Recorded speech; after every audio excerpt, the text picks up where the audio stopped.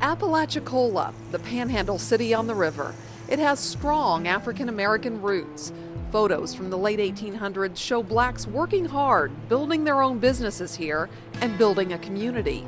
But our story goes further back, hidden deep in the Apalachicola National Forest and forgotten by time. Back when Florida was still a Spanish territory, runaway slaves sought freedom here. The first Underground Railroad came south. As the word spread,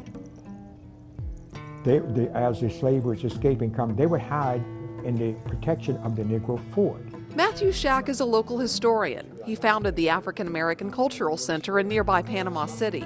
He remembers his great-grandmother talking about the massacre at the Negro Fort. She was talking about all the colored folks that were killed in the fort, but I didn't have a clue what she was talking about. So here's the fascinating history here. The British abandoned their fort here after the War of 1812, leaving all their weapons and supplies. The fort became a safe haven for runaway slaves, known as Maroons. A community grew up there. It was about 1,000 to 1,500 Maroons. They had farms, they had cattle, chickens. So it was a community, entire community around the fort.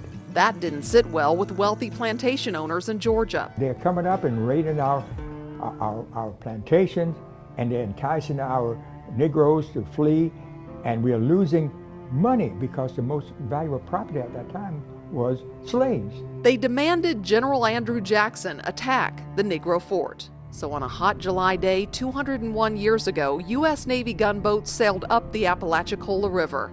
The Maroons were well armed to fight for their freedom and their families. They never had the chance. It would all end with just one shot. It was the most deadly cannon blast in American history. The U.S. sailors heated a cannonball until it was red hot. The first shot of the hot shot hit a bullseye. The cannonball hit the gunpowder room of the Negro Fort. The blast so powerful it was heard 160 miles away in Pensacola.